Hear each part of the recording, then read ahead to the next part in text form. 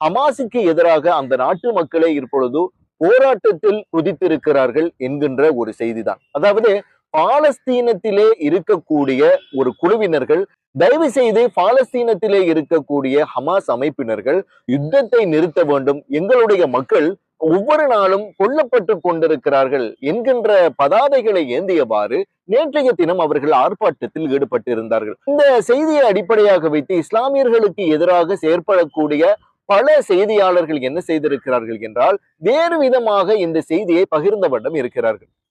அஸ்ஸலாமு அலைக்கும் வரஹ்மத்துல்லாஹி வபரகாத்துஹு. உங்கள் மீது சாந்தியும் சமாதானமும் உண்டாகட்டும்.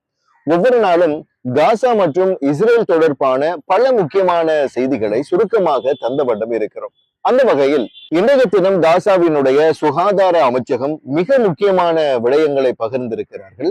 அந்த வகையில் கடந்த 10 நாட்களில் காசாவில் 800க்கு அதிகமான அப்பாவி பாலஸ்தீன மக்கள் மரணித்திருக்கிறார்கள் என்கின்ற செய்தியை பகிர்ந்ததோடு இன்னும் பல்லாயிரக்கணக்கான மக்கள் இடிபாடுகளுக்குள் சிக்கி அவர்களுடைய ஜனாசாக்கள் இதுவரை எடுக்கப்படவில்லை என்கின்ற ஒரு செய்திகளையும் பகிர்ந்திருக்கிறார். அனைவருக்கும் தெரியும், நேற்று முதல் ஒரே ஒரு விடயம் சமூக ஊடகங்களில் அதிகமாக பகிரப்பட்ட வண்ணம் இருக்கிறது.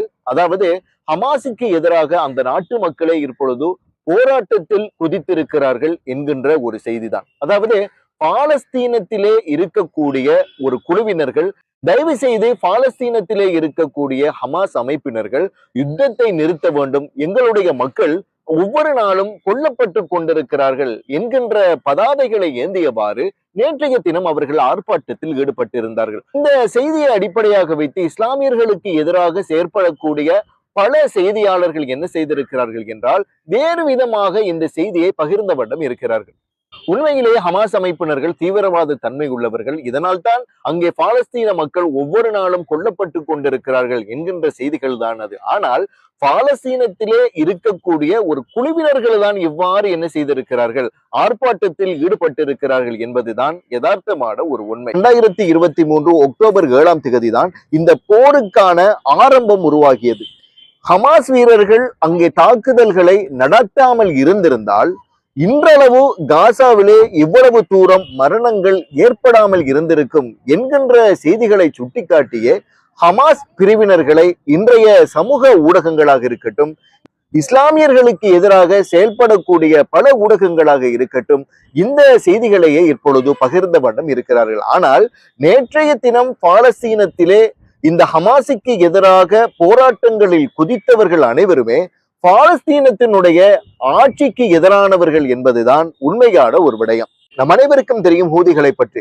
காசாவிலே எப்போது போர் ஆரம்பிக்கப்பட்டதோ அன்று முதல் அவர்கள் உறுதிமொழி எடுத்துக் கொண்டார்கள், நாங்களும் காசா மக்களினுடைய சுதந்திரங்களுக்காக வேண்டி போராடக்கூடியவர்கள் என்று.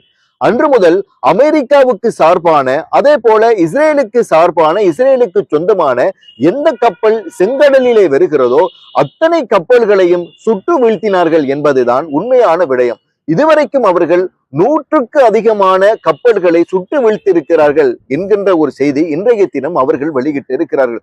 இதே சமயத்தில் கடந்த சில நாட்களாக சனா பகுதியில், அதாவது யமனிலே இருக்கக்கூடிய தலைநகரங்களில் அமெரிக்கா மற்றும் இஸ்ரேல் அவர்களுடைய வான் தாக்குதல்களை கடுமையாக மேற்கொண்டு வருகிறார்கள். ஆனால் அங்கு இருக்கக்கூடிய ஹூதிகளும் சரி, அங்கு இருக்கக்கூடிய யமன் படைகளும் சரி, அவர்களுடைய தாக்குதல்களுக்கு ஈடு கொடுத்து அவர்கள் தங்களுடைய எதிர்ப்பு தாக்குதலை ஒவ்வொரு நாளும் நடத்தி கொண்டிருக்கிறார்கள் என்பதுதான் உண்மையான ஒரு விடயம்.